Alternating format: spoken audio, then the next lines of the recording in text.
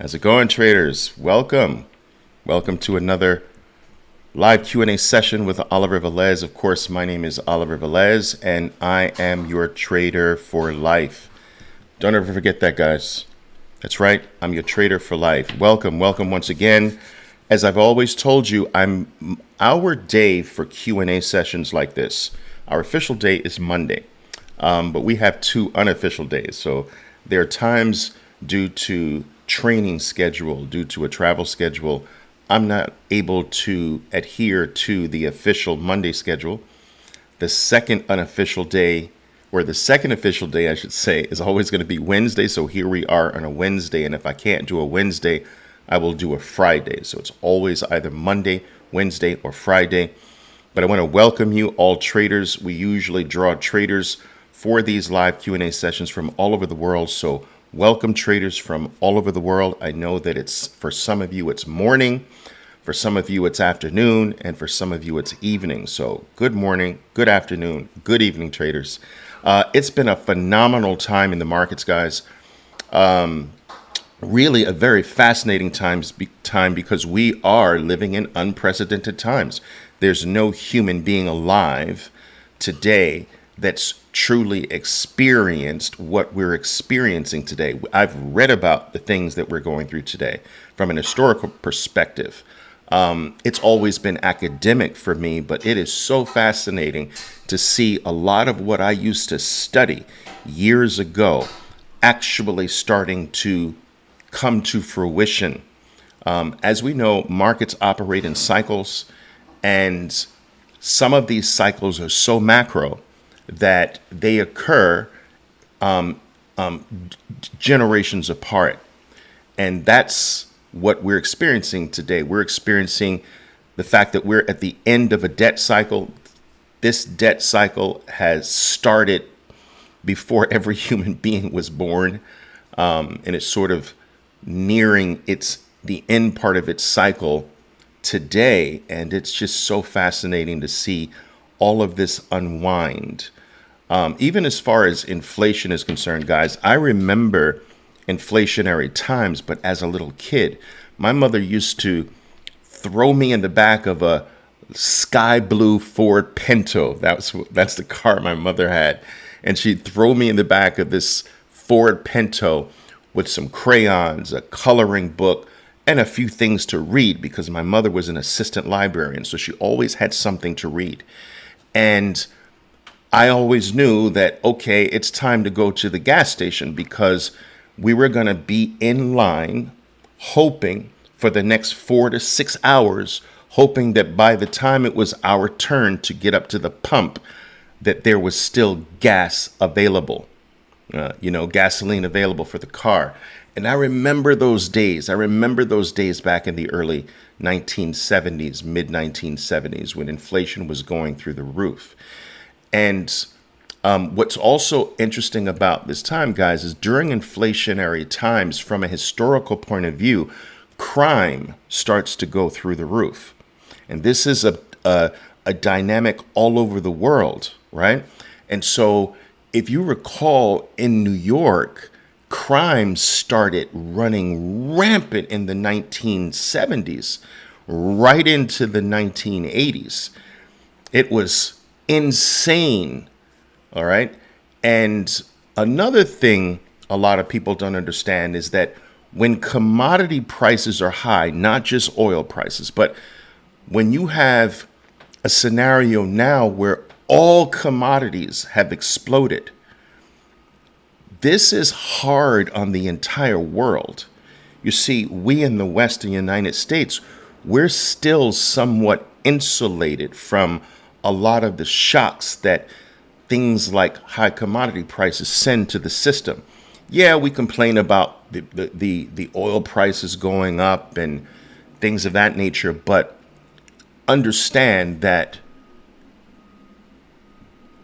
the effect outside of the United States, the effect in the East, the effect in the South is like 10 times the effect in the United States.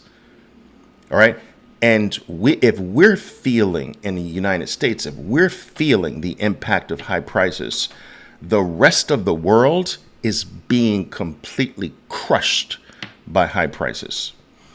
And so what it's important to understand, traders, and I'll get to your questions, I just wanted to talk about this a little bit, is that it's hard on the entire world when commodity prices are high.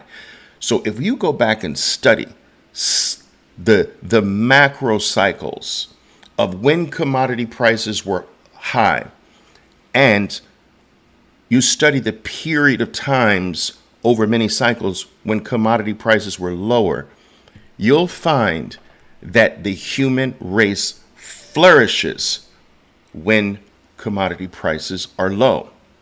And the state of the human condition starts to break down and deteriorate and start moving for the worse when commodity prices are high. I mean, things start coming off at the rails. Even the human species starts to break down. Crime goes up, popularism goes up, rioting goes up, just being totally dissatisfied with everything in life goes up, conflict goes up, war goes up, everything that's bad starts to increase. It's truly, truly crazy, but fascinating at the same time. This is one of the first times in history, though, where we've had these things, we've had everything high, real estate high, equity markets high, commodity prices high. I mean, we've got everything in the world, everything, every asset class, pretty much super high right now. And that's very unique. There's usually some sort of balance in there. So my main point, guys, is that we're in uncharted territory.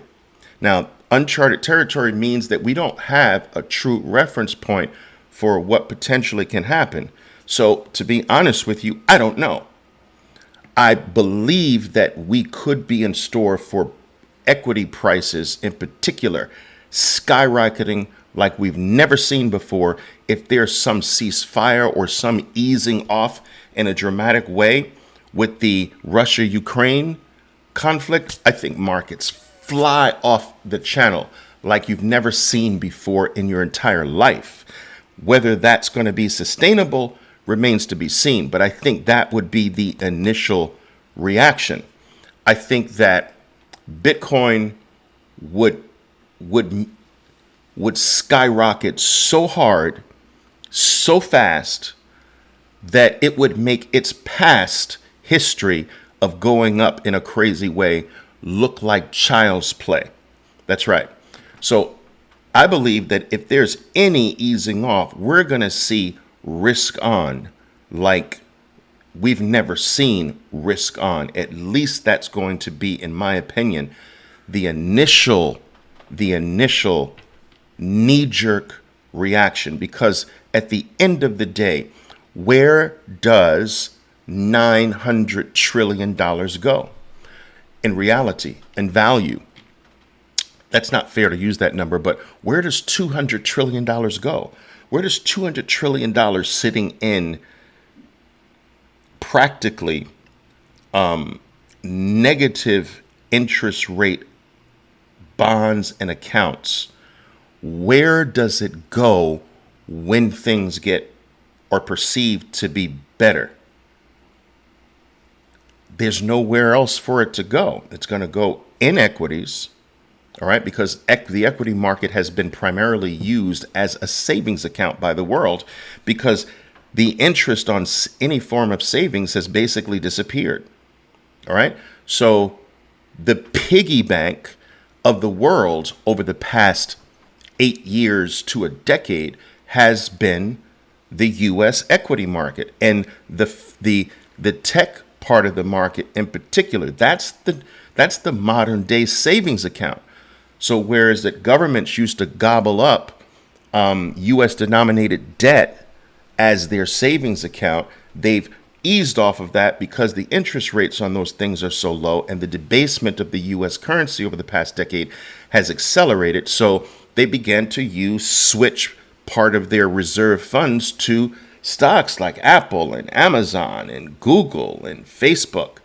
This is the new savings account. So money has come out of that savings account, but where does it go once things ease? It goes back to that savings account, risk on, and what outperforms risk on?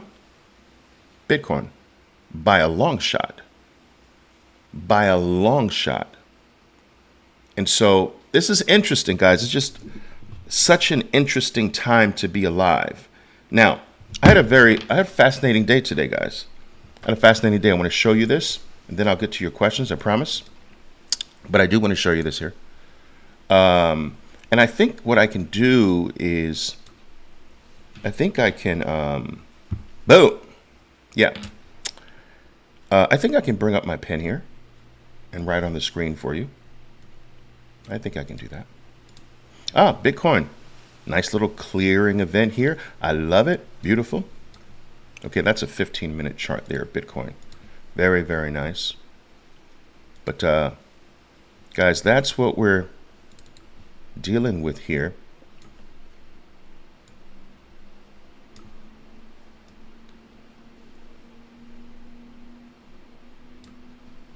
This is what I think we're potentially prepared to do, you know?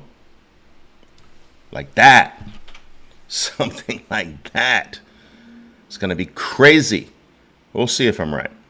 We'll see if I'm right. Okay? Okay. What else here? What do I want to show you?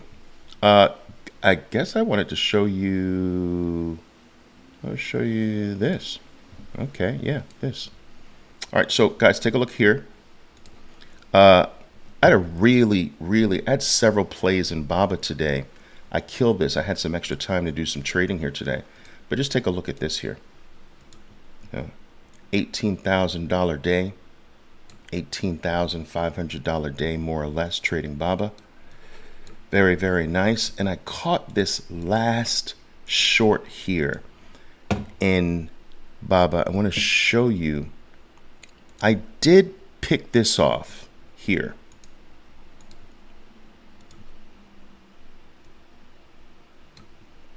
All right. So my traders know that is a very powerful, important signal there. Bear 180. All right. So, you know, I came out of it, that play, but this is the one. That's that. My traders will know. Tell me, traders, what is that event called? My traders know. Tell me in the comments. I want to see the comments. What is that event called? Boom! Look at the origin of that bar. Look at what that bar is doing. Look at what it's accomplishing. And I came out. I said, this is going all the way to the 200. And I'm just going to sit. I'm going to drill this thing, and I'm going to sit with it all the way to the 200. And I nailed it. Boom! In that bar, stop above the high. That's that sound. But I want my traders to tell you guys what that is. What is that event called right there? What is that? All right. Boom. All right. I got to check you out again. All right. Let me know. Let me see. That's right. Clearing event. My babies know it. Clearing event. Yeah. That's right. Traffic was cleared. I like those. I like these. Not a dead cat. That's a bear elephant clearing event. My traders know that event. They're taught that event. They wait for that event. And that's one of our no questions event. No questions asked. You don't ask a question. You don't wonder. You don't take a look at something else. You don't check the market. You don't check what time it is. You don't pick up the phone and call the psychic hotline. You freaking hit the sell button. Boom! No questions asked. You understand? There are several tactics we have that are no questions asked tactics. All right? Where you just hit and that's it. You know this, well, let me check the S&P and see what the NASDAQ is doing and which way is the wind blowing and none of that. Boom. You see that? and you just do it. No hesitation. All right. Let me check this and that. Trade's gone, man. All right, guys, let me take some of your questions here. I always told you that I will first draw from the questions on my Twitter page. So, guys, you should be following me on Twitter. All right? You can. OLVelez007. Just make sure you double and triple check whom you are following. There's a lot of fake accounts, a lot of people who are trying to get you to send them Bitcoin. I will never ask you for your Bitcoin.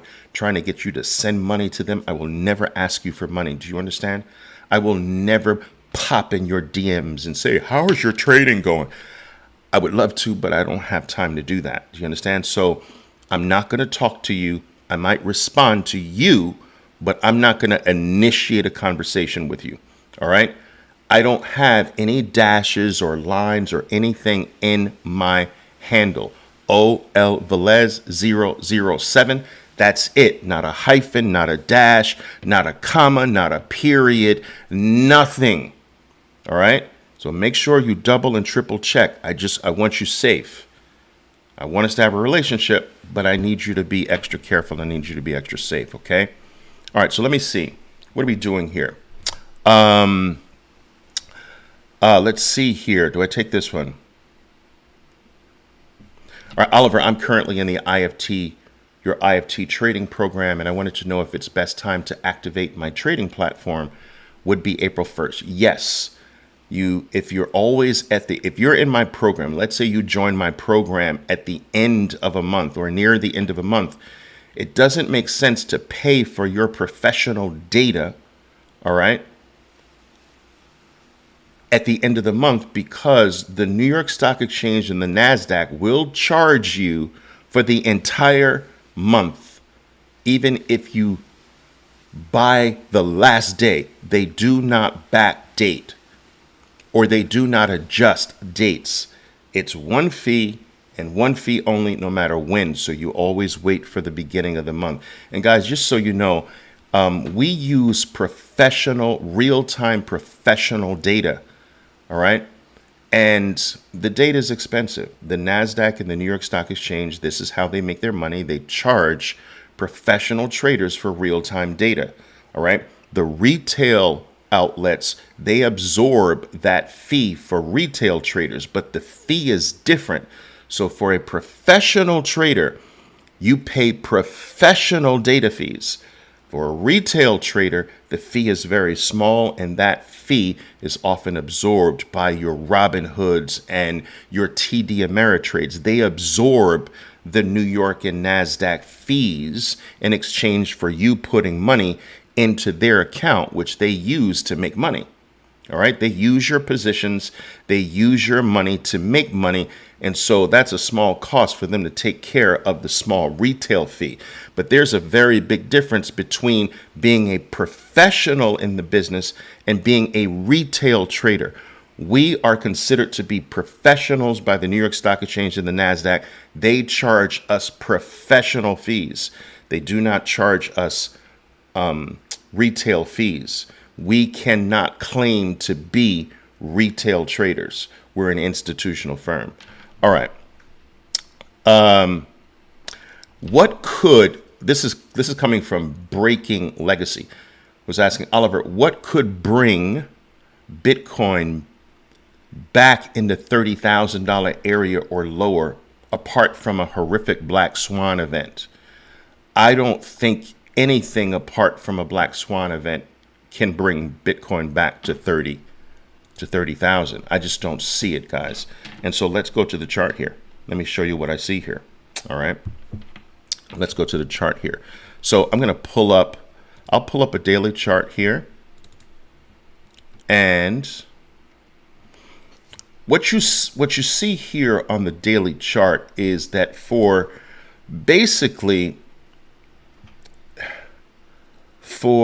much of this year, we've been trapped in this sideways consolidation. All right. And the 200 period moving average is likely to serve as resistance. You can see that the velocity of the move to the upside to the 200 has begun to slow. So I would not be surprised to see a pullback of some sort that way. But a drop all the way down here, you're asking me to like to 30, it's not even on the chart, it's so low right now. All right, I just don't see that happening. I don't see that happening. What I teach my traders to do is that once you have a solid move like this, now it's very important. Take a look at the different nature of the moves, right? Look at how this move is different from all the other attempts to move up. So see this sudden move up? Look at that move. Now look at this move. All right, look at that move. Now look at this one. You see the difference? You see the difference in the angle? You see the difference in the controlled, almost locomotive type way up. You see how in each of the others there was this huge dynamic bar, but here you didn't really have that. It was more controlled. It was more steady. It was more like locomotive versus rocket. That's more sustainable than this. So I teach my traders, when you see this, that's not sustainable. When you see this, that can go on for a long time. Okay? And so this more slanted, more controlled move up is very impressive. Now, here's the key. If this 20 period moving right now, if this pulls back and that 20 period moving average holds for the most part, checks the price, I am telling you, get ready for a freaking shot to the moon. All right. We haven't had that except on the downside. See it? It obeyed the 20. It obeyed the 20. Now sideways, it's like the 20 is not even there. So that first time you get the 20 becoming relevant again, boom. So we've got to watch that 20 period moving average on the daily time frame. All right. The other thing I will point out is this. When you get a solid move like that, I always teach my traders, cut it in half. Where's the halfway mark? And that is more or less right by that 20 as well. Okay. If the pullback stays in the upper half of this last run, all right, so if we split the last run up in two parts, top 50%, bottom 50%, and the pullback stays in the upper portion and holds, this next move is going to go ballistic, and it might take us right to the $60,000 range. All right. So we'll see. But coming all the way back to 30,000, I think that's pretty much nonsense talk. All right. It's not going to happen. Barring some giant black swan event, of course. All right. All right. So let's go back here.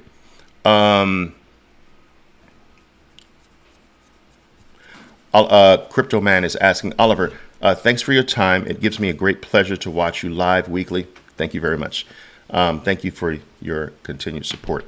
What is the biggest mistake you've ever made in trading? Wow. Biggest mistake in trading. I would say that my big mistakes have always been too much size. All right. And it's something that I balance out because I still make that mistake. But I believe that, well, this mistake is balanced out because of my high consistency rate, right? So you don't really know it's a problem until the problem hits because it works so often. So I would say that my big mistakes have just being overexposed in the trade. Overexposed in the trade. If you were to ask me what has led to my biggest losses in trading, a couple stories about that. Two big giant losses. One occurred during the Twin Towers, the terrorist attack on the Twin Towers. All right, so September 11th, 2001. Okay, I went into I held a position over the weekend. I had 38,000 shares of Oracle, and other positions as well. It wasn't just Oracle, but that was a big one. And I was actually up that morning. So in pre-market trading, I was up. It was close to $1. So I was net positive, well over $30,000 going into the open on that open position, because the stock was indicated to open up until the Twin Towers got hit. And of course, as many of you know, the market didn't open that Monday. It didn't open that Tuesday. It didn't open that entire week, but it did open on Monday. And I mean, no one knew what to expect. I was extraordinarily nervous. The market opens up and I'm down a total in all of my positions. I'm down $1.3 million, which actually quickly went to $1.6 million down. Now, that's not a mistake, but that was the biggest loss I've ever experienced. And to make a long story short, I did wind up closing the gap with that loss. And I got the loss down to about $111,000, which was nothing. So that was normal at that particular time. And so it was an incredible comeback. And that comeback, traders, this is interesting. That comeback, I began to trade differently to get my money back. So I held positions overnight a lot. I was swing trading a lot, but I stopped swing trading to get my money back. So I started trading around my positions. I started buying more at support, let's say, and when it popped, trimming my holdings, putting that money aside, boom, repeating. And so I began to short-term orient my trade. Here's 2,000 out. Here's another 12,000 out. Boom. 4,000. Boom. 6,000. Boom. And I just chipped away at my loss.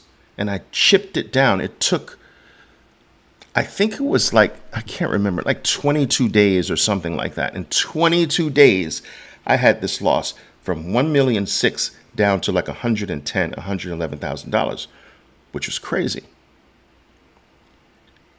And that style of market play that I used to crawl out of the hole, I was like, wow, I can teach my traders this.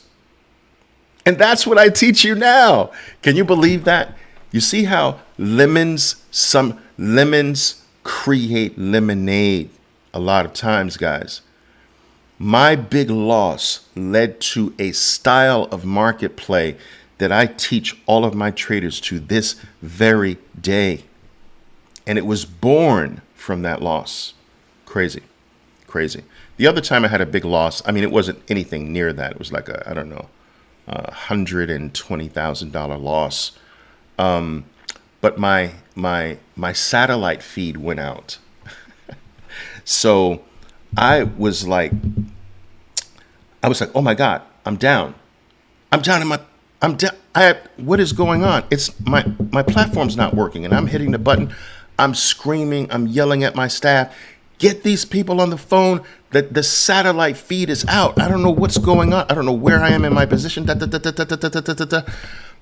time, all right, the satellite feed comes back, I realize that when I thought I was down and the platform wasn't working, I was actually placing trades. It just didn't reflect on the screen. And I wound up being like, I think I had 400,000 shares of Click Clack, KLAC. That was the stock. I had like 400,000 shares of KLAC, and it was freaking ripping against me. All right. And I had to quickly unwind it. And by the time, so I started playing around with it. At one point, I was down 200,000 with that or whatever. Started playing down, and I just killed it like close to $100,000. Like, let me just get out. $100,000 I can come back from relatively easy. I just didn't want it to get out of control. So those were my two probably biggest losses. That second one somewhat connected to a mistake. All right. Funny, though. Funny. What else here, guys? All right, so I'm reading from my Twitter page, just so you know, guys. Forexnetics is asking, Oliver, how to trade commodities and indices. What commodity and index would you recommend? Boom, million thanks. All right. This is what I'm about to say is personal to me. It doesn't make it right for you, okay? I am not a big fan, personally, of trading indices. I don't like it. The reason why I don't trade indices is because the an index lacks the human element that I rely on in my trading very regularly. Meaning that it lacks the fear, greed dynamic. So, as an example, I know traders that if a stock, try to follow this. No, let me bring up a chart and I'll show it to you. All right. Let me bring up a chart and I'll show it to you. So I know traders that if a stock were to run up late in the day, let's assume this is a stock that runs up late into the day, right into the close. So it's run hard into the close. The following morning, if the stock gaps up, there's an 81% chance that this will immediately drop. 81%. Do you know what that means? That means that if I short that at the open, I'm going to be right 8 times out of every 10. Actually, a little bit more than 8 times out of every 10. There are runs where I'll be right 10 times out of every 10. That's how you get 8.1. Okay? So, that's what's missing. The reason why this 81% chance of dropping, if you get the scenario, run up late in the day, morning, big gap to the upside, is because any trader that is in this play late in the day and holds overnight, and they get an instant gift to the upside in the morning, they're going to instantly take profits, especially if weakness starts to set in. So if a little bit of red starts to set in off this gap here, right? They're just going to they're going to lock their gains in before this gap gets closed, right? So they're going to add pressure to the stock. The short sellers are going to add pressure to the stock, and that's what creates the 81% likelihood that this drops in that scenario. Indices don't have that human element because it doesn't matter how many people sell the index that gaps up like that. Its movement is not determined by how many people sell it. Its movement is determined, right? Its movement, guys, is determined by what the stocks in that index, what the stocks do. So let's say 80% of the stocks in an index are going up, but every trader in the world is selling the index. What's the index going to do? Going to go up, because the index is reflective of stocks, not human behavior. And I trade reading the human behavior. I'm always telling my traders, we don't trade stocks, we trade people. And I'm always explaining the human side of the trade to them. I always take them into the human side. What would you be doing if you had this? Would you be buying it now, or would you be taking profits now? And when I put them into the human mindset, they get it. That's going to go down. They're going to take profits. All right, so what should you do? Bet on the short side, right? But an index lacks that. And so it is such an integral part of how I read the market that I prefer not to trade indices. Now, I have a trader, Dr. Dan, who is an amazing index trader. That's why I'm saying this is a personalized game, guys. Okay? I don't trade indices. He's amazing at trading indices. I probably would be fairly decent, but I just don't feel comfortable not having that human element. That's all. All right, so I hope that was clear. Oliver, do you have recommendations or documentation or courses for setting up and maintaining your own Bitcoin node? Yes. Yes. So, guys, not only do I run multiple Bitcoin nodes, I have 1,500 plus Bitcoiners that run their own node. All right. Not your keys, not your coin. And you're truly not a true Bitcoiner unless you take the step.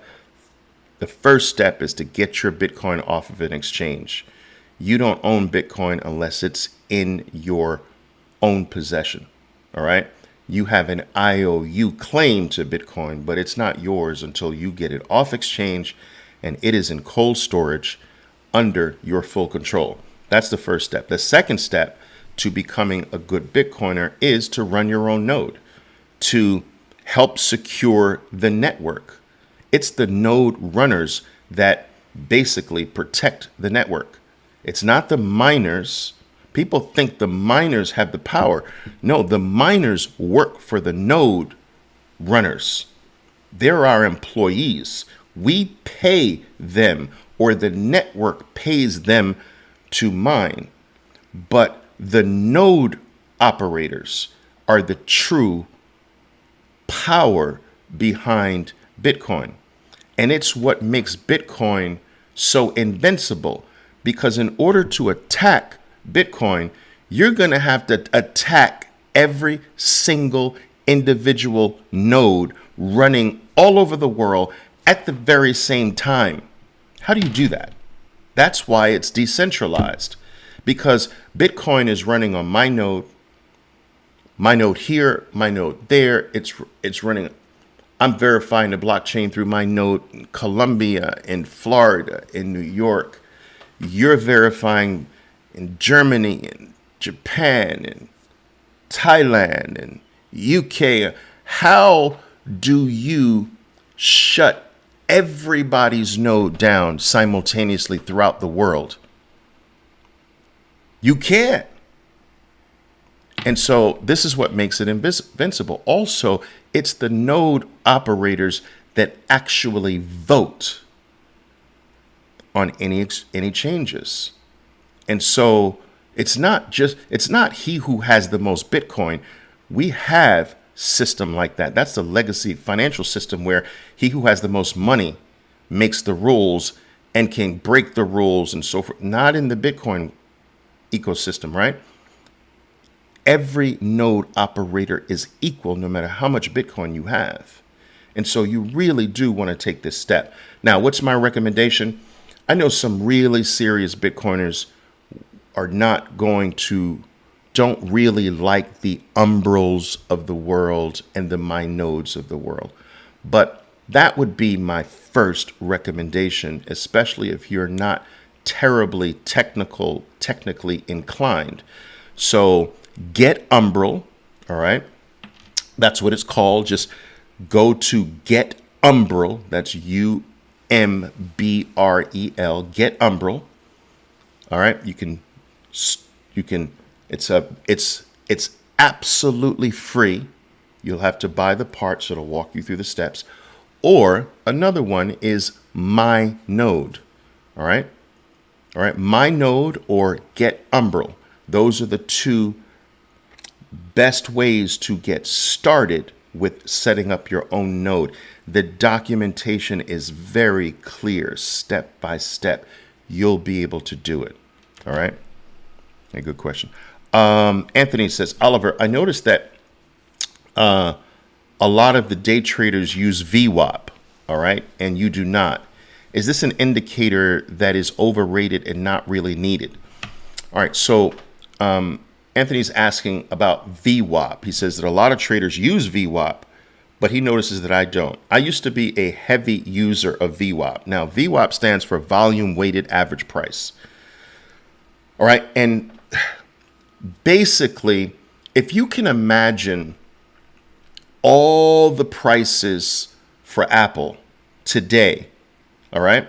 So let's say Apple traded between $1 all day long. The low to the high was $1, and there are prices that it traded. It traded at every penny up and down the dollar, all right? So it traded at 0.01, 0.02, all the way up the dollar and down the dollar. So every price has some volume. Which of those prices? There's 100 prices in $1. There's really more if we count the fractions of a penny. But let's keep it simple. Let's say there's only 100 price points. A penny. So there's a penny, there's 100 penny prices inside of $1. Which one of those pennies experienced the heaviest volume? That's weighted average price. So that would be your VWAP price. It's largely a formula that finds where, at what level did the vast majority of a stock's volume take place, right? Because that's more significant than any other prices that might have experienced much less volume, okay? And so I used to trade off of VWAP as a professional. So an institution might send an order that says, look, I need 88,000 shares of this stock before the end of the day. Work it. Can you guarantee me VWAP? Right? And if I take that order and I guarantee the client VWAP, that means that if I can accumulate the 88,000 shares that day under the VWAP, the final VWAP number. So VWAP is at $120. By the end of the day, it's $120, but I accumulated the average price of the 88,000 shares under $120. So VWAP's 120, and let's say my average price on the 88,000 shares is $119.80. So $119.80. So I beat VWAP by 20 cents. So I get the 20 cents times 88,000 shares. That's mine. All right. So because I guarantee all the institution wanted was VWAP, and anything that I improve on that price is mine, or the firms that I work for, right? And so I used to use VWAP for a living. All right. The reason why I don't use it today is because I'm largely training my traders to take advantage of small window moves, which VWAP is not a small window move indicator, number one. Number two, the nature of volume has changed over the years. Volume used to be a lot more significant as an indicator.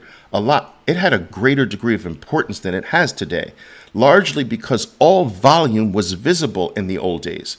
Today, with dark pools and gray pools of liquidity and a lot of block trading that's done off the floor, you don't really get a true volume picture. And so, to a certain extent, your volume number is lying to you. there is a nice chunk of volume that is not in that number. And so it's not truly reflective of the activity that's gone on. A lot of it's hidden. A lot of it comes online at the end of the day. Have you ever seen that big giant volume bar spike in the last minute or so of the day, or the last few seconds of the day? That's the hidden volume throughout the day finally hitting the tape. Do you understand? And so because volume's not as transparent as it used to be, it's become less of a really important indicator. And so for those two reasons, I don't use VWAP in the trading. It's not overly necessary, especially for the small window of time that we play stocks for. All right. All right. Let's see. There's quite a few here.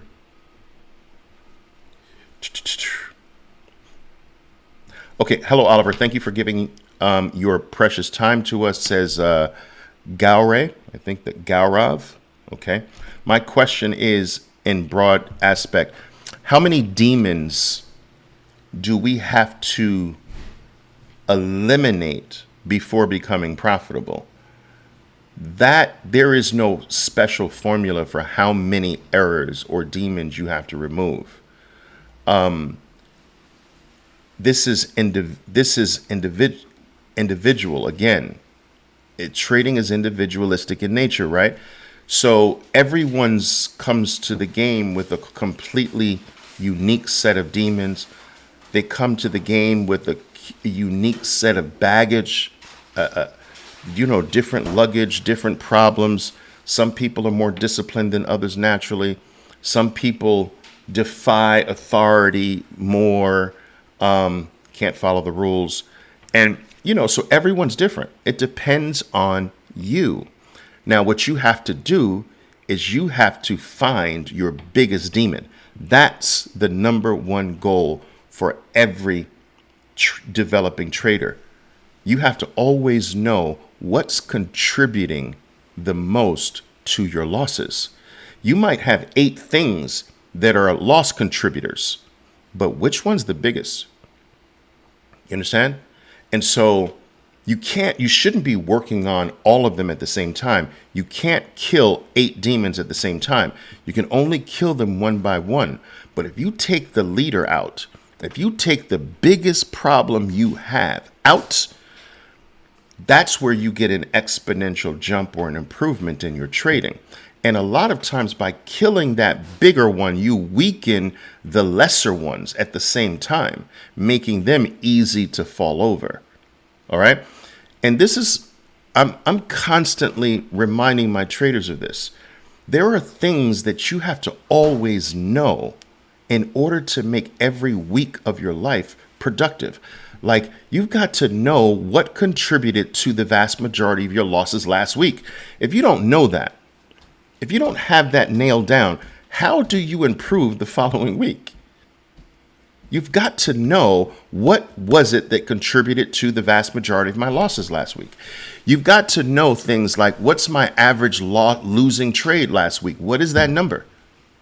Let's say your average loss losing trade is $120. So you lost some more than 120, some less than 120, but the average came out to 120. And let's say you really want to get that down to 100. Well, now you have a mission starting Monday the following week to make sure that every loss is no greater than 120, which would probably bring that average down closer to 100. So now 120 becomes your max, not the middle. You see, last week 120 was the middle. Now you're going to make 120 the maximum. You're going to bring that middle down quite a bit. And this means that when you do things like this, every trade will have a purpose beyond making money. You see, most people out there just want to make money, Oliver. But that's not enough to get good at this. Your trades have to have an individual purpose that is beyond, I just want it to work. That's too general. That's too vague. All right. So if, in this case, the trader is trying to get the average from 120 down to 100, every trade is now focused on that. I got to make sure I don't lose more than 120 on this trade. And so it's not just about making money. It's about using that trade as a tool to get better, to improve your statistics. And you can't improve your statistics every single week and not get better at this. It's impossible. That's the beautiful thing. That should be encouraging to all of you. If you focus on how do I become just a little bit better? How do I make my numbers a little bit better this week? If you do that every week, you can't not get better. It's impossible. It's impossible not to improve. But the problem is that many of you are just, nonchalantly moving into, Monday becomes Tuesday, becomes Wednesday with the same general, I just want to be better. But that's not enough. It's not enough to just hope that this trade is different from last trade. You've got to work at it. And it's got to be something specific that you have written down. Like I'm getting that 120 down to 100 this week. Every trade now has that specific purpose.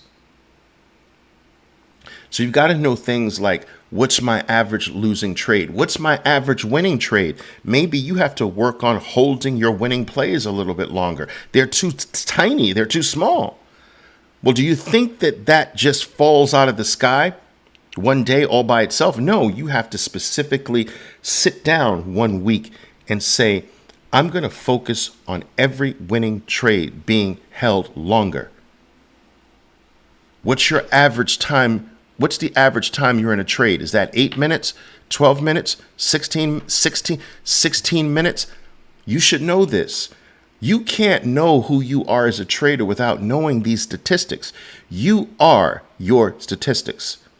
What tactic is delivering the best? What tactic is delivering the worst? Which stock is delivering the vast majority of your losses?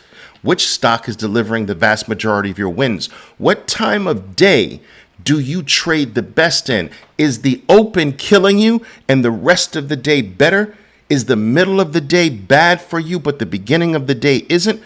You have to know these things. What price range delivers the best for you? Is it the lower price stocks, the medium price stocks, or the higher price stocks? Do you understand this? Where are you the best with size? Are you better as a 1-lot trader, 2-lot trader, 3-lot trader? Are you a better size player than you are a light trader? Do you understand what I'm saying? Which one of your tactics is hurting you? Sometimes removing what is not good is easier than trying to make what is not good better. Sometimes accentuating what is working is easier than trying to shore up what is not working. All of this is the work, traders. It doesn't just appear just because you're randomly making trades. You've got to write things down. You've got to journal. You've got to keep your statistics. You got to be like baseball. They keep freaking statistics for everything. That was the 19th time this month he wore those pair of socks. They keep track of every freaking thing. That's how you have to be. You have to be like the baseball industry with your trading. Every single minute statistic needs to be known. All right? Traders are we're superstitious like that. Like I had $18,000 day. I asked myself, like, what socks did I have on today, man? I'm wearing those the rest of the week. It was the socks. We're like that. We're a suspicious bunch, All right, guys, let me take some questions from here to what time we got. We got a couple more minutes here. All right.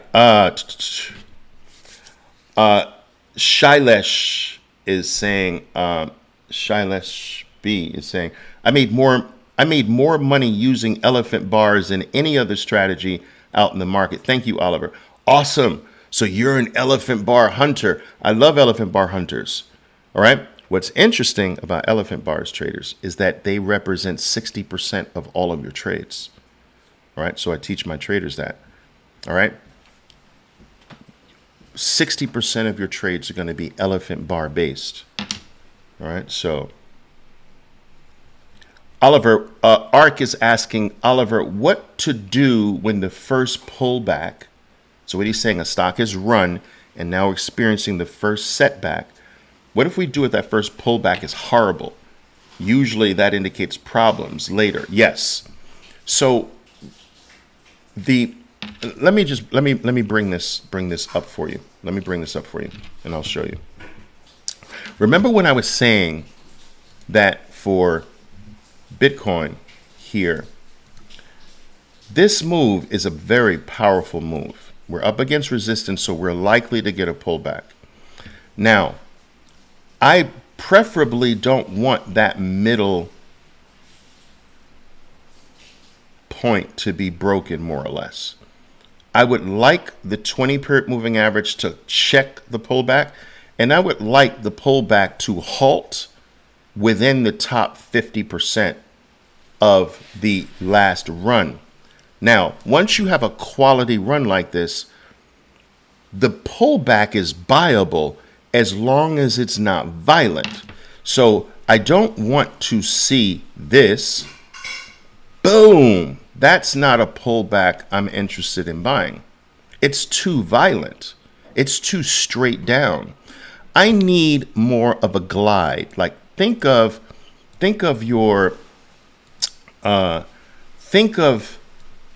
you've got a hang glider up here, right? Now, he's on top of the mountain here. You want to see him glide down the mountain, you see? But you don't want to see him fall off the mountain.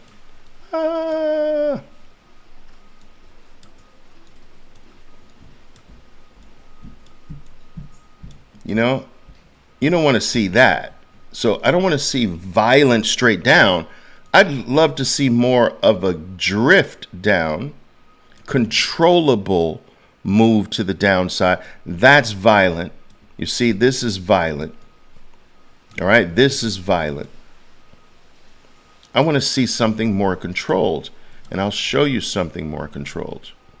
All right, so if we go to the bullish side here, right, you'll see this is what we want to see. See the quality of that move, and look at the controlled drift of the drop down. It stays that the 20-period moving average is not broken. It stays in the top 50% of the quality move. You see? It's not violent straight down like that. All right? And though this pullback is a buyable one, you see? That's beautiful. And so that's what I would like to ideally see in Bitcoin. But if you get the violent drop, you can't expect the recovery. So now we need time to recover. Do you understand? You would need time now to recover if you get too much violence. Because any move up right after violence usually is a failure. So you need to drift away from the violence in order for the violence to not have that much reach. There's a certain point of reach that your violence has, and if you get beyond the violence reach, then you can move up unfettered. Like if you think of this, look, you see this violence here, violence, but Bitcoin had to move away from the violence before it could have a decent move up. All right, it has to move away from the violence before it can have a decent move up. That away from the violence is what would be needed if we drop too hard here. You see? So we want a more controlled drop. And let's see what happens. All right, guys. You guys are the best. All right, how to avoid sideways market as much as possible. What you want to do, Jonik, is you want to filter like the NASDAQ 100, the S&P 100, and you want to filter for things with a rising or a declining 20-period moving average. Leave anything with a flat, wavy moving average out of sight. And you want to keep that list of stocks clean. So you got two lists, right? Rising 20 list, declining 20 list. And now pullbacks or moves back toward those 20s should present nice trading opportunities. All right. And you can do that on the daily time frame. All right.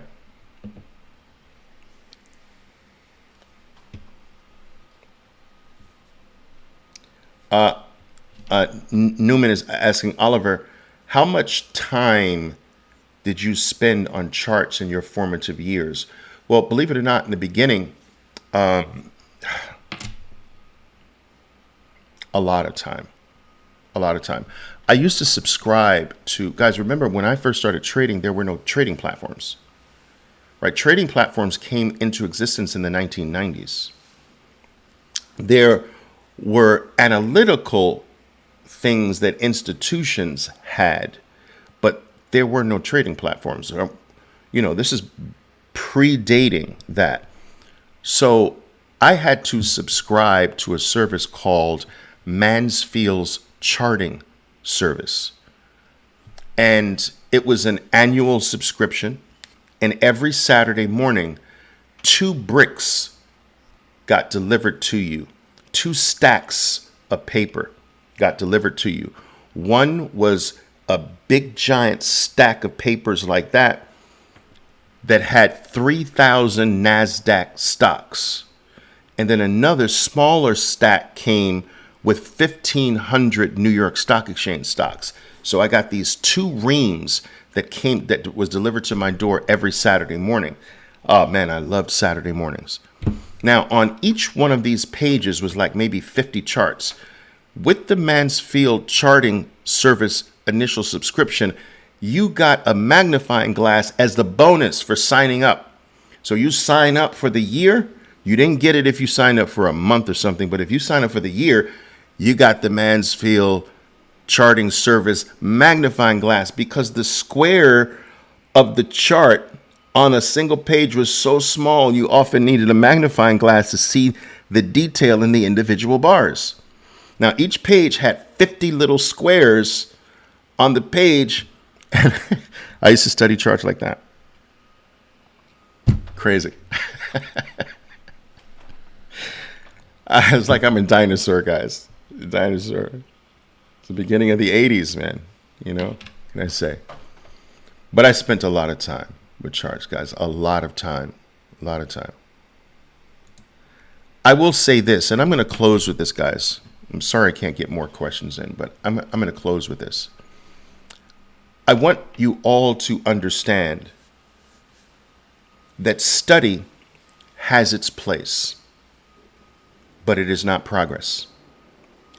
Chart reading, looking at the charts, studying the charts, it has its place, but you make no progress doing that in your trading.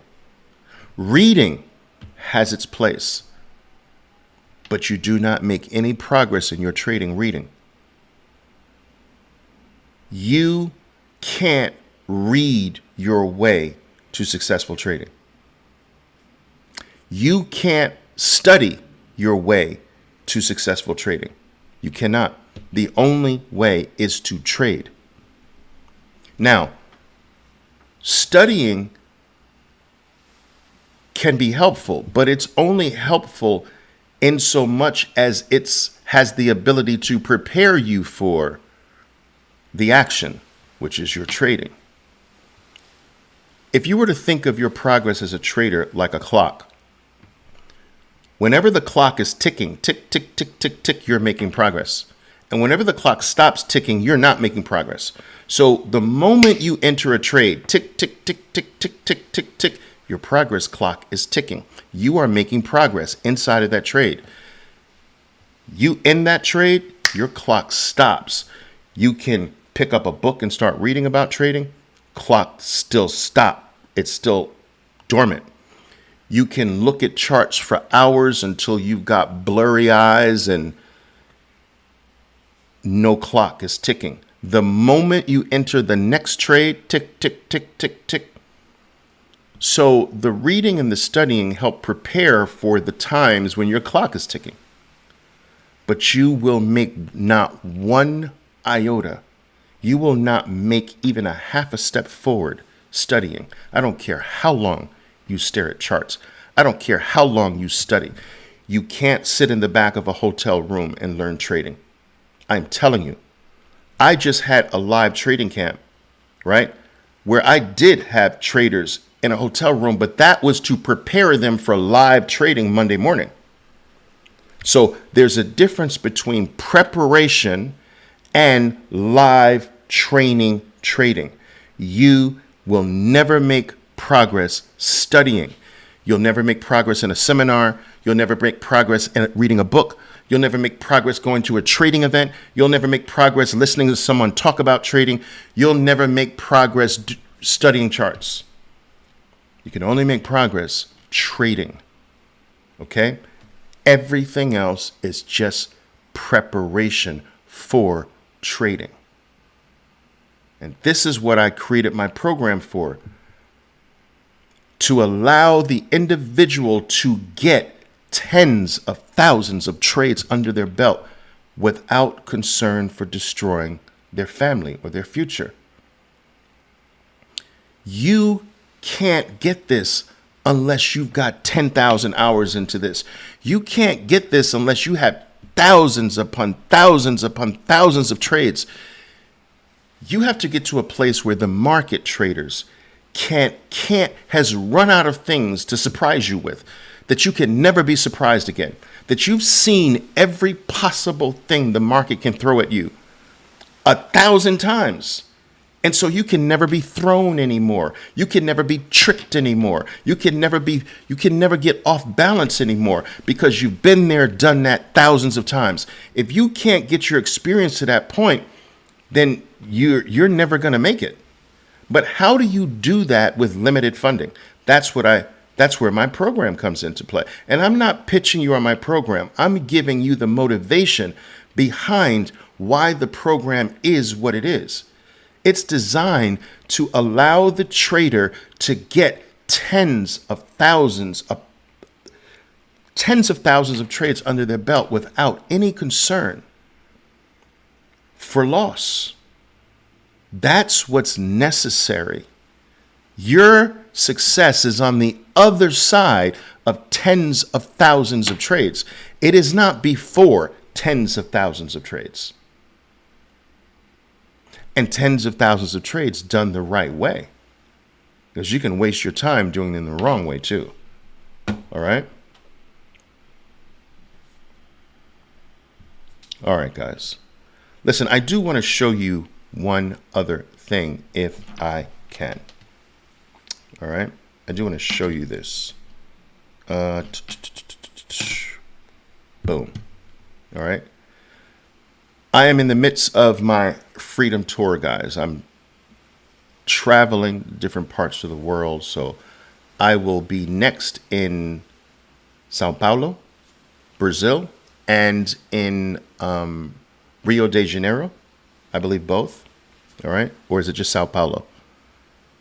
I think I'm in both. But anyway, I'll be I think I'm sold out in Sao Paulo or close to it. All right. After that, I will be in Medellin, Colombia. All right. Come down. Let's do this there. All right. Barcelona follows Medellin, Colombia, and then, of course, Cancun. All right. Now, most of these seats, I think most of the seats in Cancun's taken already. I would say right now I'm the lightest in Barcelona. I'm the heaviest in Sao Paulo and Medellin. Cancun's pretty heavy too, and Barcelona is the lightest. So what's happening with you guys over there in Spain? Come on, guys, let's do this. All right, but if you're free, now I know I just told you you can't learn how to trade in these events, but that's not the point. The point is that we're gonna, in this event, I'm gonna give you the exact 7 things you need to do this the right way. And then for 10 weeks after, we're going to trade live together. We're going to turn that academic knowledge into experiential knowledge. That's what's missing with a lot of you. You've got academic, you're watching YouTube videos, you're reading books, you're looking at charts, you're listening to my YouTube videos. That's all academic knowledge, but it has to become experiential knowledge. You have to make it move. You can't trade Oliver Velez's knowledge. The knowledge has to become yours. And the only way to make the knowledge yours is through experience. Experience makes it yours. And so this is what we're going to do on this tour. We're going to tighten up these 7 things. You're going to learn it academically first, and then 10 weeks later, because this is a 10-week program, all right? 10 weeks after that, we're going to trade live, making sure you've got it down, got all the I's dotted, all the T's crossed, and we do that trading live together. It's the only way, guys. The only way to get this is to trade, all right? Barcelona should be, is that the reason why? Barcelona should be Madrid. Yeah, I just like Barcelona. I go where I like. So maybe that is the problem, but I like Barcelona, guys. Well, listen, guys, I love you to death. Thank you so very much, guys. Listen, I am blown away by many of the comments I see. I'm completely flabbergasted by the support. It's just incredible, guys. You are a motivation for me as well. Your likes on the videos, your comments, these things motivate me, and I just want to thank you for that. So it doesn't go unnoticed, all right, and it doesn't go unappreciated as well. So thank you very much for your support, guys. If you have not subscribed, please do so. All right. Make sure you click the bell in the upper right hand corner. Turn all notifications on so that you don't ever miss a single piece of content. All right. Let's continue this.